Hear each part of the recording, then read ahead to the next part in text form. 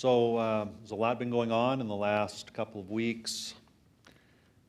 And today, the number of COVID cases reported by the Department of Health in Pennington County were at 25, which is a significant increase over a typical day, 1 day total. But that's 25 on 357 tests.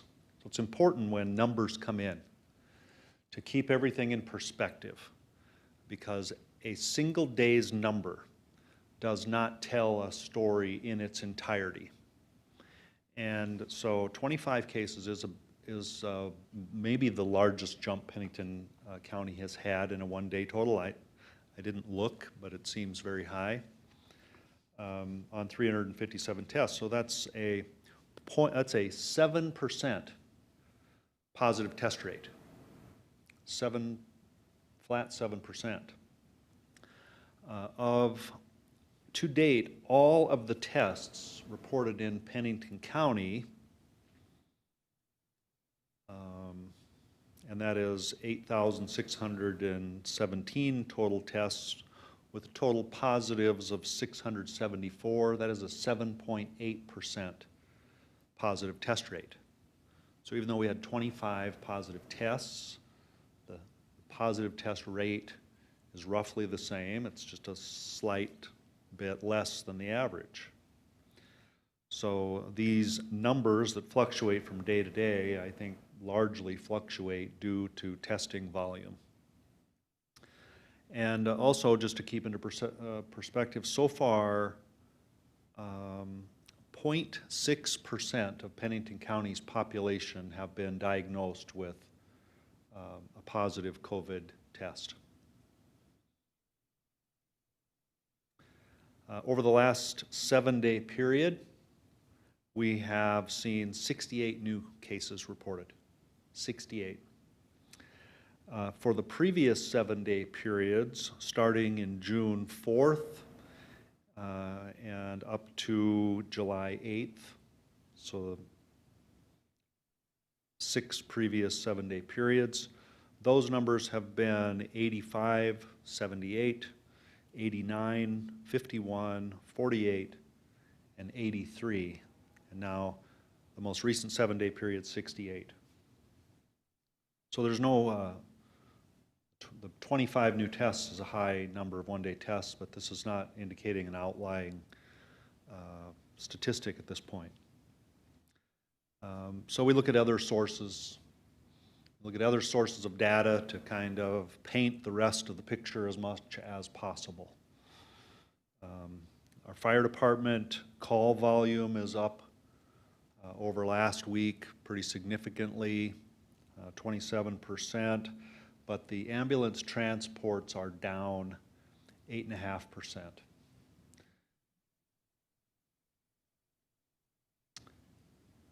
As I understand it, the hospitalizations in the state are about at 59 total. Those numbers have been into the 90s. And locally here, the numbers are down as well.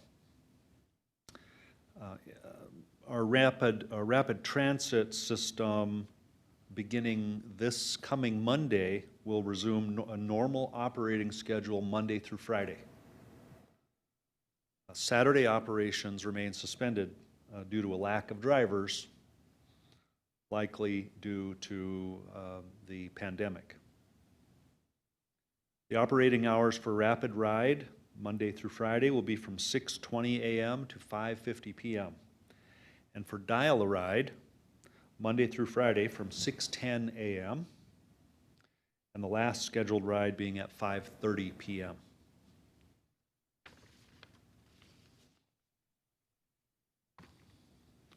Changing topics, the renovation project for Floyd Fitzgerald Stadium will begin also this coming Monday. We should be aware that's going to create some construction traffic. I know that's new for all of you. You've never driven through construction cones before. But there will be heavy traffic, Plouffe Drive, Canyon Lake Drive, Sheridan Lake Road, in the general vicinity of that stadium. Traffic may be restricted or altered, so let's keep our eyes open out there. As far as community development goes, the building activity in the city has been very consistent and constant throughout the pandemic. Building permits for the first 6 months of the year, the number of building permits are significantly higher than last year, about 400 more permits during that time frame than a year ago. The permit valuation, however, the cumulative valuation for the building permits is down. Many of the building permits are home renovation projects, roofing, a lot of it related to residential. We've seen a little bit of a resurgence of commercial building now, but the total valuation of those permits by the end of 2020, we expect to be around $200 million. And this comes following about 3 years of $300 million years. So the big difference between so far 2020 and the previous few years has been the significantly large construction projects. So here in City Hall, we are going through a renovation. I think it's fitting to bring that up every time to let people know what's going on and how operations are going. Here, the City Finance Department will move into their new permanent offices sometime next week, and will be operating for the general public out of the 2 windows in the lobby. Community Development will be moving into renovated office next week as well, and we'll continue to update as that project progresses. The city budget, this is budget season. In fact, we're a little behind on budget season, but this process is ongoing. We're now shooting for a scheduled presentation to the City Council August 17th, and that'll likely be an early start to that council meeting. I would say 5:30 rather than 6:30. And then the City Council will have the budget on August 17th. According to state law, final approval of that budget must be complete by the Council September 30th. So that's all the updates I have for the moment. Is there any questions from anyone in the room? Sydney Thorson, Kelloland. Yeah, so as far as last week, you guys did make the move, the emergency care shelter to the new location. Is there any update on the numbers in the care shelter or this at all? There is. In fact, I skipped over that paragraph for some reason. The emergency care shelter officially has moved from the Civic Center Rushmore Hall to the new temporary location at 725 North La Crosse. And that is the old detox building, Health and Human Service building. Also, the scope of that shelter has changed. We had 100 beds at the Rushmore Hall. At the new shelter location, we have 20 beds, and those beds will be limited to COVID-positive cases. So things are going well there. The census, daily census there has been from 2 to 5 people. So we're handling that as it comes up. Thanks for the question. Callie with Coda Territory. So I know you said Rapid Ride will start to resume normal schedule beginning on Monday. So to see things kind of getting back to normal, how does that, make you feel? Well, it makes me feel good, but make no mistake, this community is by and large still under a great deal of stress and worry over the pandemic. I think that's evidenced by the fact that we've, after having a few bus drivers test positive, even though we've made significant improvements in their working environment and with personal protective gear, we're having a little trouble filling driving positions. So we believe that's safe ever since the temporary shutdown and the retooling of rapid transit. There have been no incidents of illness. So we need those applicants to come and drive buses. And then we'll open back up to Saturday. So it feels good, but I think our normalizing of the way of life around here is going to be very incremental, and it'll be stretched over a long period of time. And there's kind of two sides of it: what the community is willing to accept as normal, and you know, I mean, what happens here at City Hall isn't necessarily reflective as what will happen in the business community. So we got to keep our eye on all of these things. But overall, I think it's good. It's completely illogical because in the beginning of the pandemic, our cases were rising no faster than they are today, and we were all locked down and, you know, seriously afraid. So it's our internal risk management that's doing most of the changing, in my opinion, that's allowing us to step out more and more. I am a little bit concerned in the community with the number of social gatherings that we're seeing, especially with the younger folks. Carloads full of people, dozens of people hanging around, no social distancing. And you know, personally, I feel much safer outdoors. I think there's some logic to that, but I wouldn't feel safe around 50 people all, you know, arm in arm either. So there's still an environment where we need to take precautions. We know that the precautions work. One example is that the precautions that city employees take with protective gear and distancing has caused a very low usage of sick leave this year, lower than last year. During a global pandemic, we have fewer employees sick. And those are public safety employees, so they're out in the public. And so we're going to get there someday, but I think normal is relative. And now all employees with Rapid Ride are still required to wear their mask and things like that, correct? Absolutely. All the safety measures that we put into place are still in effect, and they will be for indefinitely. Perfect, thank you.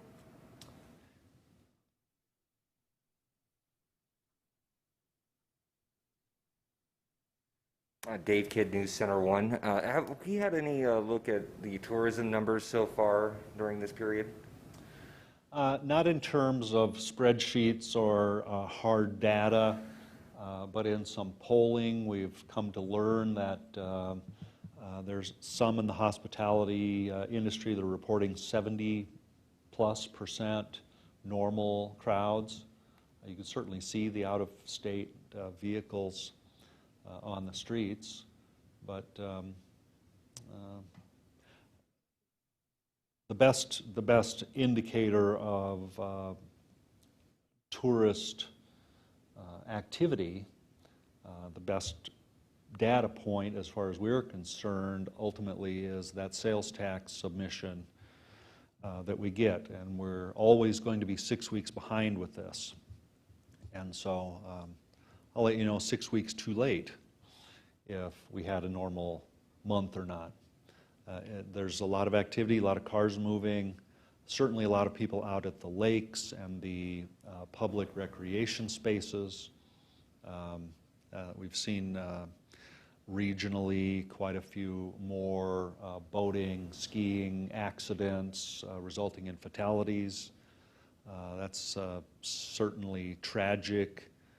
Also understanding that from my own observations, because I go up in the hills and use some of these, I'd say there's 10 times the amount of usership in some of these recreation areas. So that obviously increases the odds of those type of accidents. But there's a lot of activity going on. And then next, are there any updates to the airport numbers at all? Airport numbers are still responding slowly. They're still on the upward trend. I don't have a number of those here. We can get that through the airport administration, but a lot of people are driving for sure. So also yesterday in the news, we've declared that there's no spike based on the July 4th activities. And that type of statement just draws more debate because it's been 5 or 6, 7, 8 days, but it's not been 14 days, and we don't have a way to track tourists who come here ill or become ill while they're here and get tested and then go back home. We don't have access to that data. We've made requests from the Department of Health, and apparently it's difficult to do, but we just have not received that data. If we had received the data, I'm not sure how it would help us to know that a family from Tennessee tested positive in Rapid City and now they're gone. I don't know for sure if that's an actionable piece of intelligence or if it's just falls in the general knowledge category. But I'll just go back to what one of my original comments were, and that is that our communities are stressed. Now we've seen on social media that Walmart and Sam's Club will be requiring masks starting on Monday. A local store, Menards, we believe, is already requiring masking. And so I think this is probably the trend. Personal responsibility, government intervention, all those things are fine, but when the marketplace starts telling you how it's acceptable to enter their business, that's when people will really learn and comply. So it's going to be interesting to watch. Hi, Shandara Bonnet with the Rapid City Journal. Nathan told me to ask this question even though he's not here. Could you, you mentioned that Walmart and Sam's Club and all their affiliates are asking for their customers to wear masks when they enter. Can we expect any kind of mandate from the city about masks or anything like that? I wouldn't expect any mandate from the city concerning masks or face coverings at this point. I think those mandates are coming from the proper place. Early on in the pandemic, everyone was saying, look at the grocery stores, look at these big stores, they're gathering hundreds and thousands of people and there's no protection. Well, now there is some protection, and it's a good practice to wear a face covering. And there is reason to believe it's effective. These aren't the kind of face coverings you folks are wearing are not the same face coverings a doctor will wear when he's operating on you, but that's not the point. The point is to slow down or stop these respiratory droplets that come from you through talking, coughing, sneezing, to keep those mostly out of the air. So you're really not wearing the mask for your own personal health. Everyone else is wearing their mask for your health. It's a concept that's hard for free Americans to get behind because it seems restrictive, and every time the government has an opinion about it, it gets worse as far as the division. And so I think we owe it to ourselves, our fellow community members, and our future community members to be able to adapt to changing circumstances. It's hard to give ourselves, pat ourselves on the back for being so resilient and being willing to change and adapt. And then when it comes to something like masks, call out each other for being a coward or a tyrant or personally attacking each other. It's nonsensical and doesn't help anybody, and everybody should have a mask, access to a mask by this time.